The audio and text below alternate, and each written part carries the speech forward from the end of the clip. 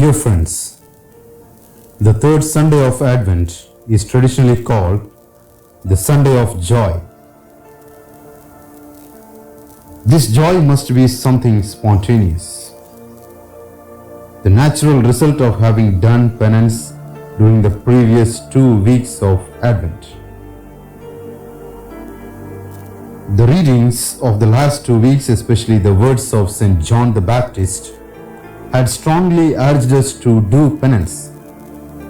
The cost of Christmas joy is Advent penance. Happiness is an inside job. All spiritual directors and even psychologists, they agree. Happiness is a matter of wanting to be happy.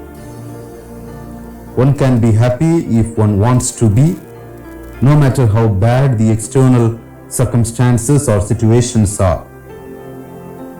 One will be unhappy if one does not want to be happy, no matter how helpful the circumstances or situations are. It is a matter of one's own choice. We know this fundamental truth very well.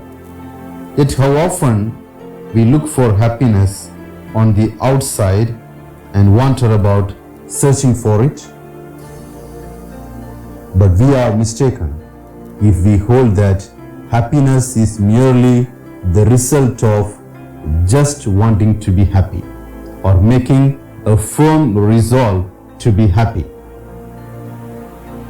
It is not true that at times even the best of our resolutions crumble.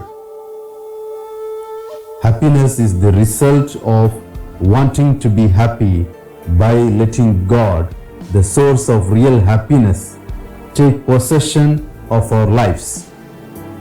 It is the result of the constant struggle of letting Christ be the light that shines through everything we do. It is the continued presence of Christ in us and among us that gladdens our hearts, even amidst our suffering and sadness. The hallmark of a Christian is not faith nor even love, but being joyful.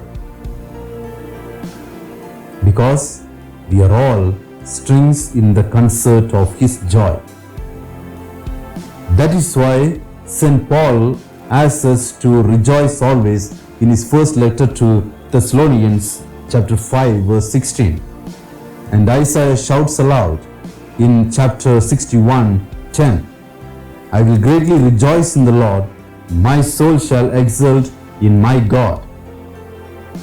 Joy is never within our power without the presence of Christ in us.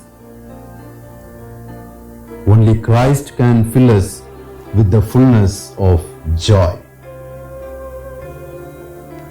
Christian joy comes from God, from the right relationship of man with God.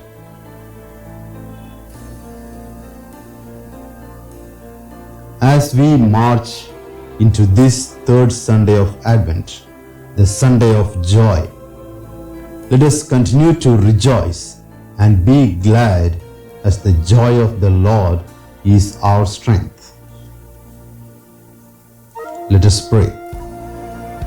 Grant me, Lord, that I may find joy in myself, a common mortal, and in the one whom the Almighty chose to be Emmanuel. Amen.